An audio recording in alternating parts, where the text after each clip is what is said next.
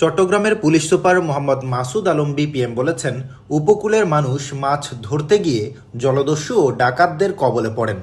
সমুদ্রে আমাদের পুলিশ না থাকলেও কোস্টগার্ড ও নৌ পুলিশ রয়েছে।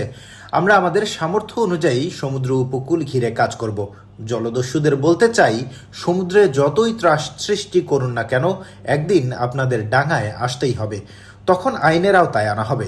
এজন্য স্থানীয়দের তথ্য দিয়ে পুলিশকে সহযোগিতা করতে হবে। বুধবার 15 জুলাই বিকেলে চট্টগ্রামের আনোয়ারা উপজেলার উপকূলীয় রায়পুর ইউনিয়নের উপকূলীয় আদর্শ উচ্চ বিদ্যালয় মাঠে বন্যায় ক্ষতিগ্রস্ত পরিবারের মাঝে ত্রাণ বিতরণ অনুষ্ঠানে প্রধান অতিথির বক্তব্যে তিনি এসব কথা বলেন। তিনি আরও বলেন, সাম্প্রতিক বন্যায় অনেকের ঘরবাড়ি, ফসল ও মাছের ঘের ক্ষতিগ্রস্ত হয়েছে। সমাজের বিত্তবান মানুষ যেমন আপনাদের পাশে দাঁড়িয়েছেন, তেমনি পুলিশও সবসময় আপনাদের পাশে থাকবে। দক্ষিণ জেলা বিএনপির সাবেক প্রতিষ্ঠাতা সহ সভাপতি জালাল উদ্দিন আহমেদ চৌধুরী স্মৃতি ফাউন্ডেশনের উদ্যোগে আয়োজিত অনুষ্ঠানে সভাপতিত্ব করেন ফাউন্ডেশনের চেয়ারম্যান সালাউদ্দিন আহমেদ চৌধুরী।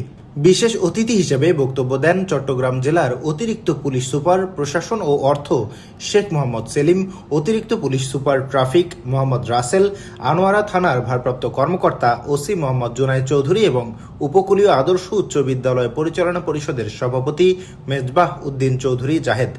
আরও উপস্থিত ছিলেন রায়পুর ইউনিয়ন কৃষক দলের আহ্বায়ক ইউনুস, উপকূলীয় আদর্শ উচ্চ বিদ্যালয়ের সহকারী শিক্ষক ইবনে সাইদ রুমন ও সিরাজ উদ্দিন আজাদের সঞ্চালনায় অনুষ্ঠানে স্থানীয় ইউপি সদস্য সহ গণ্যমান্য ব্যক্তিরা উপস্থিত ছিলেন।